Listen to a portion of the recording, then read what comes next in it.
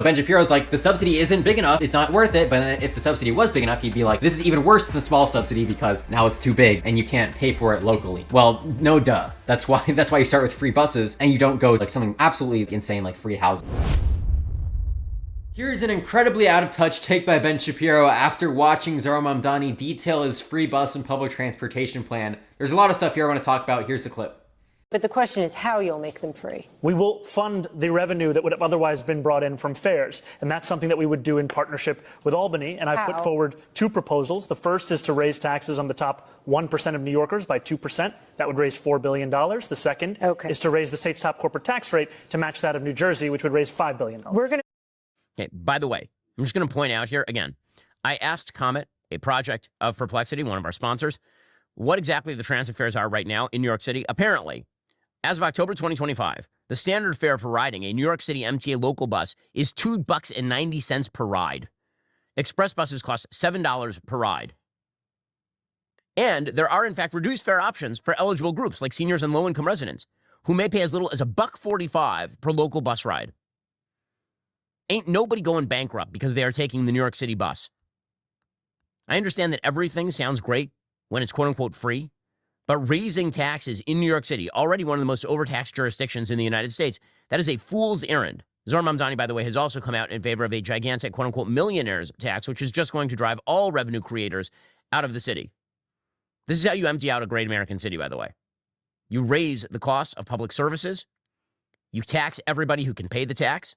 All those people are mobile because they have money and then they leave and your tax base gets undercut. All right, just a few factual things before I get into the policy itself and why I think it's actually better than congestion pricing in a lot of ways and why it will have a good impact despite what Ben Shapiro did with his perplexity there. This idea that rich people move because of taxes is actually, it's found to be the opposite in research. There's just no evidence supporting it. Rich people, high earners above like $500,000, I think, have a much lower rate of migration than poor people, and the rate of migration is even lower if you own a business.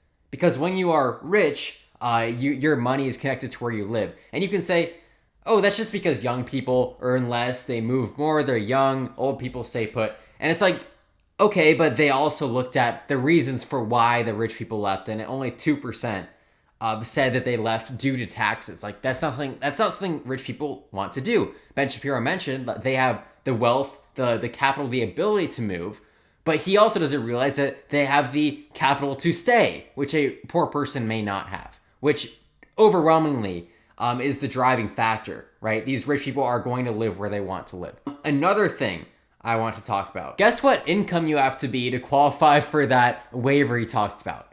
It's $22,000 and you can't even live, and that's for one person, but you cannot afford to live in New York City on that. So it's fair to say that most people are paying this $2.60 to $7 minimum that we're seeing in Ben Shapiro's perplexity there. And he's like, that's so small, it doesn't even matter. And when you think about it, people spend that much on gas, right? And we're trying to make a policy decision to reduce the negative externalities of congestion.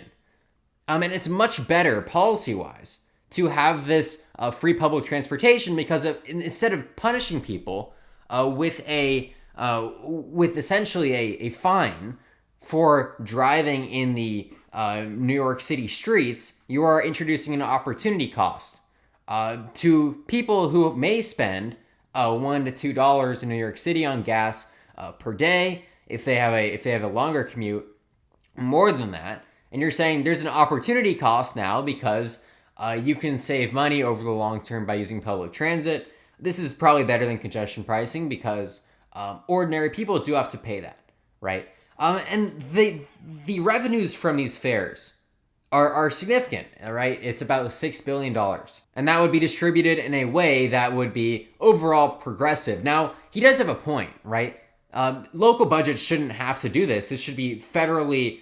This should be a federal program to induce public transit. The idea that we have to balance local budgets in order to do so, it's silly. There's just so much utility to public transit. It is infinitely more efficient, right? This is a prime example. This and Medicaid, right? Medicaid has like 3 to 5% administration margin, right? That's how much they spend on administration. Whereas, private insurance, it's 15 to 20%. This is another example of when a government program can make things more efficient because people aren't totally rational in how they use their resources. And this idea that $2.60 is just completely meaningless in someone's budget. It's like if you look at anyone's line item, you could do that to any single charge. Like the water bill, electricity bill. Oh, the child tax credit, that's just $7 a day per child. You can easily cover that. That's like 30 minutes of work at McDonald's. Should be pretty easy, right? It's like that's so fallacious. It's like we know the total revenue coming from this. We know that you could probably raise the local funds. We know that we should have the federal funds for this. We know it has amazing externalities. It is infinitely more efficient, more progressive than congestion pricing, right? Which Ben Shapiro is also not in favor of. So he should like this more because it's less like imposing government wise on the people. It's like, how can you possibly say that doesn't matter, right? And as I said, it's going to improve the value that people who need to use the streets get from using the streets, using their cars, while not punishing the people who don't have to do so. So it's the incentives line up very well all around, and I have no idea how you can say that this would not help people at all. In this same video, he actually reacts to Zohran Mamdani's Fox News interview, where he essentially denounces what he said about the NYPD. Right? Previously, he had called them like racist, a rogue agency, and he backstepped on that. And Ben Shapiro's answer to that, I'm not going to play the clip here, but he's just totally faking it. He's doing this as like some kind of cruel like joke just to get elected from the moderate Democrats. And he's like, oh, I know people at the NYPD. They also know he's lying. It's like, I don't know how you can that easily call someone a complete sociopath. And this idea that this young person can't change his opinion, right? A lot of people changed their opinions after 2020. Like probably the period where wokeness went too far definitively, 2020 to 2021. It's probably pretty in check right now. But in that time period, there were legitimately people who kind of lost their minds. Zohran Mamdani is one of them. I wish he would walk back a few more of his statements, actually. Stuff he said about seizing the means of production, ending private property, actual Marxist stuff. But for the most part, his policies are like pretty good. This is one of the good ones. I think it should be obviously a federal policy. I don't think you should have to worry about local budgets for this. But then there's other good policies. Like obviously rent control is not one of his good policies, but it's a zero-sum game there. So it's no harm, no foul, really, unless you do it so badly that people don't want to develop or companies don't want to like be here at all to build housing. But that's probably not the case because it's only a few of the units, or like half of them, under this policy of complete rent freeze. But it's like city-owned grocery stores. It's like this is a very proven concept in a bunch of states. Cities own, liquor shops, liquor stores.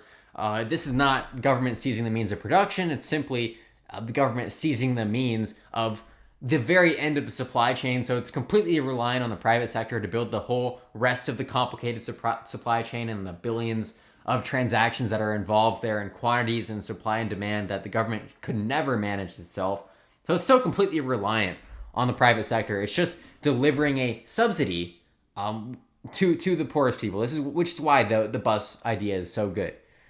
Because when you deliver any money at all, printed or not, or budget deficit or not, or in any subsidy possible, you will increase their quality of life. You will decrease their poverty levels. We know this for a fact. Just look at the success of the post-COVID poverty measures. We cut child poverty to the lowest we've ever seen it because these kind of subsidies absolutely work. Even if they're small, large. If they're small, then it should be pretty easy to cover it. If they're large, it'll be less easy to cover it on a local level. So Ben Shapiro's like, the subsidy isn't big enough, it's not worth it. But if the subsidy was big enough, he'd be like, this is even worse than the small subsidy because now it's too big and you can't pay for it locally. And it's like, well, no duh. That's why you start with free buses and you don't go to like something absolutely like insane like free housing, which is of course obviously a stupid policy for multiple reasons.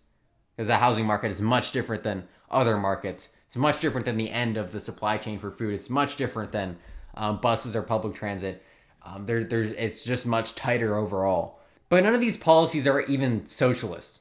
He defines socialism, and his definition of socialism, I think, is incredibly silly. And he's like, socialism is the best outcome for the most amount of people. And I would think that everyone would call themselves a socialist. Then, to me, a socialist is something more specific. Someone who wants to essentially sees a crippling flaw in how society is structured, in that there's a difference between workers and employers in class, and they say that difference ought to be abolished by implementing a financial stakeholdership to the workers onto the firm, to essentially eliminate employers altogether. That is, to me, a socialist, and that equation actually doesn't involve the government at all. My solutions involve the government almost in entirety, and they're completely capitalist. They use markets, and that's the smart way to do things, and that's what Mamdani's doing for the most part.